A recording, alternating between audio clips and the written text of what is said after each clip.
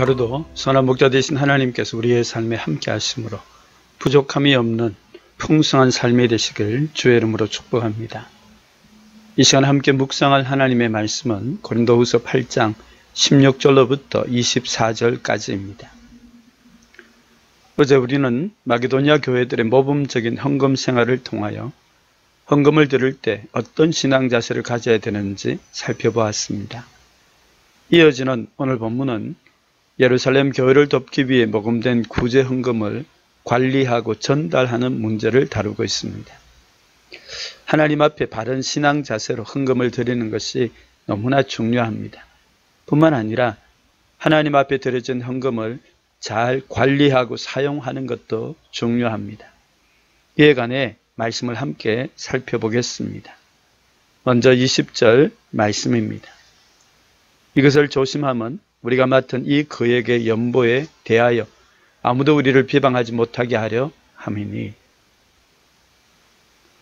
우리가 맡은 이 그에게 연보에 대하여, 이것은 기근으로 어려움을 겪고 있는 예루살렘 교회를 돕기 위해 모금한 구제 헌금을 가리킵니다.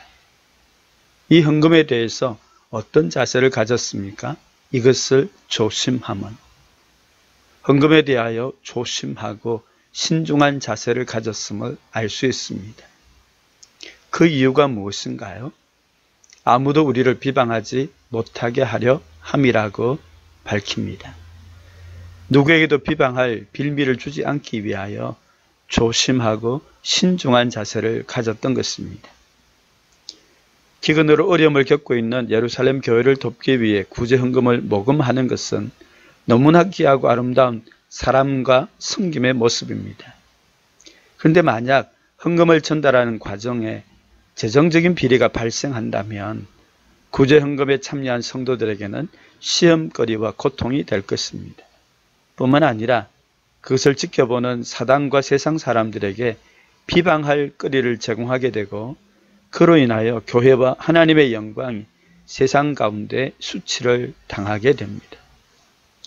이런 안타까운 모습들이 매스컴을 통하여 보도될 때마다 우리의 마음이 얼마나 아프고 고통스러운지 경험하고 있습니다. 이런 재정적인 비리가 없다 할지라도 헌금이 제대로 잘 관리되고 사용되고 있는지 염려하고 혹은 의심하는 분들에게 비방거리, 시험거리가 되지 않도록 조심하고 신중하는 자세가 요구됩니다. 이에 관해 21절 말씀을 보겠습니다. 이는 우리가 주 앞에서뿐 아니라 사람 앞에서도 선한 일에 조심하려 함이라. 헌금을 관리하는 선한 일에 항상 조심하고 신중한 자세를 가져야 되는 중요한 근거가 있습니다. 첫째는 주 앞에서입니다. 이것을 다르게 표현하면 하나님 앞에서, 하나님의 면전에 서 있다는 살아계신 하나님의 임재, 하나님의 시선을 인식하는 것입니다. 그로 인해 두렵고 떨리는 경외하는 마음을 갖게 됩니다. 그 결과 사람이 있든 없든 상관없이 하나님 앞에서 거룩하고 진실되며 정직한 삶을 지켜가게 됩니다. 그러므로 예수님께서 참된 경건 생활에 관해 강조하신 것이 있습니다. 은밀한 중에 보시는 하나님 앞에서입니다. 우리가 예배의 자리에 있든 가정에 있든 직장에 있든지 모든 삶의 자리에서 거룩하고 진실되며 정직한 삶을 살아갈 수 있는 가장 우선되고 중요한 원리는 은밀한 중에 보시는 하나님 앞에서라는 하나님의 임재, 하나님의 시선을 인식하고 훈련하는 것입니다. 오늘 하루도 하나님 앞에서 거룩하고 진실되며 정직한 삶을 살아가길 주님의 이름으로 축복합니다. 또 한 가지 중요한 내용이 있습니다. 사람 앞에서입니다. 이것은 사람의 눈치를 보라는 뜻이 아닙니다. 헌금에 참여한 성도들이 충분히 납득하고 공감할 수 있는 투명하고 정직한 자세, 교회의 덕을 세우려는 자세를 의미합니다. 헌금을 관리하고 사용하는 문제는 하나님 앞에서 두렵고 떨리는 경외하는 마음으로 정직하고 진실된 자세를 갖는 것이 무엇보다 우선되고 중요합니다. 하지만 그것만으로는 부족합니다. 그 헌금이 어떻게 관리되고 사용되는지 모든 성도들이 충분히 납득하고 공감할 수 있도록 투명하고 정직하게 공개하는 것이 필요합니다. 그것이 연약한 재성을 가진 우리로 하여금 탐심과 탐욕으로 인한 죄의 유혹과 재정 비리로부터 예방하고 지켜줍니다.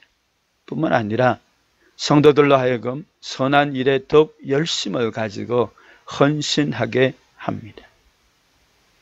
이에 관해 오늘 말씀 중에 마지막으로 살펴볼 내용이 있습니다.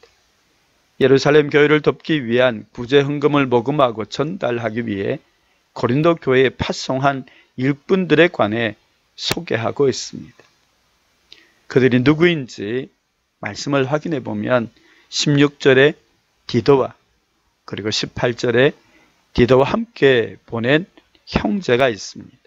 그리고 마지막 22절에 앞서 말한 두 사람과 함께 보낸 형제가 있습니다. 이 세 사람이 고린도 교회에 파송되었습니다. 이들에 관해 바울 사도는 자세히 소개했습니다. 왜 그랬을까요? 그들이 예루살렘 교회를 돕기 위한 구제 헌금을 모금하고 전달하는 사역에 고린도 교회가 신뢰할 수 있는 합당한 일꾼임을 소개하고 고린도 교회가 그들을 환영하고 받아들일 수 있도록 돕기 위해서입니다. 이에 관해 주목할 내용이 있습니다. 디도와 함께 파송된 형제에 관해 두 가지 사실을 강조합니다. 18절에 복음으로서 모든 교회에서 칭찬을 받는 자라는 것과 19절에 여러 교회의 택함을 받았다는 사실입니다. 여기 복음으로서라는 것은 복음에 합당한 삶의 열매를 뜻합니다. 삶의 열매를 통해 모든 교회에서 칭찬을 받는 자라는 사실은 그가 구제 헌금을 섬기는 일꾼으로서 신뢰할 수 있고 합당하다는 뜻입니다. 뿐만 아니라 바울 사도가 일방적으로 선택한 것이 아니라 여러 교회의 택함을 받았습니다. 중요한 문제일수록 투명하고 공정한 선출 과정을 통해 일꾼이 세워지는 것이 필요합니다. 그래야 모든 사람이 신뢰할 수 있습니다. 초대교회에서 처음 7집사를 세울 때 어떻게 했는지 생각해 보십시오. 사도행전 6장 3절입니다. 형제들아 너희 가운데서 성령과 지혜가 충만하여 칭찬받는 사람 7을 택하라고 말씀합니다. 일꾼을 세움에 있어서 성령과 지혜가 충만한 영적 자질을 보았고 또한 칭찬받는 사람이라는 삶의 열매를 점검하고 확인했음을 알 수 있습니다. 그리고 일꾼을 세우는 과정이 사도들이 일방적으로 선택한 것이 아니라 교회가 투명하고 공정한 투표를 통해 일꾼을 선출했음을 알 수 있습니다. 중요한 사실은 이런 과정을 통해 세워진 교회 일꾼들이 성령과 지혜가 충만한 영적 자질과 모든 사람들에게 칭찬받는 삶의 열매를 지속적으로 더 풍성히 맺는 모습으로 날마다 영적으로 성장해 가는 것입니다. 그럴 때 일꾼으로 세워진 개인도 주님의 몸인 교회도 하나님의 영광을 드러내는 귀한 모습으로 세워질 수 있습니다. 이를 위해 모든 교회 일꾼들이 하나님 앞에서 자신의 모습을 돌아보고 건강한 교회 일꾼으로 세워지도록 기도해 주시고 모든 성도들과 함께 하나님의 영광을 높이 드러내는 건강한 교회로 세워질 수 있도록 기도하길 원합니다. 함께 기도하겠습니다. 하나님 아버지 감사합니다. 하나님 앞에 올바른 신앙 자세로 헌금을 드리는 것도 너무나 중요하지만 하나님 앞에 드려진 그 헌금을 잘 관리하고 사용하는 것도 중요함을 깨닫습니다.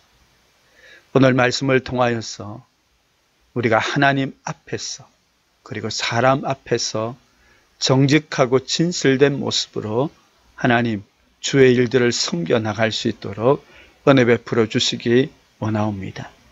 하나님 초대교회 7집사가 세워질 때 성령과 지혜가 충만한 영적 자질과 모든 사람들에게 칭찬받는 삶의 열매를 중요하게 여겼던 것처럼 하나님 아버지, 오늘 주님의 교회에 세워진 모든 일꾼들이 성령과 지혜가 충만한 영적 자질과 모든 사람들의 칭찬받는 삶의 열매를 지속적으로 더 풍성히 맺어갈 수 있도록 축복하여 주시옵소서.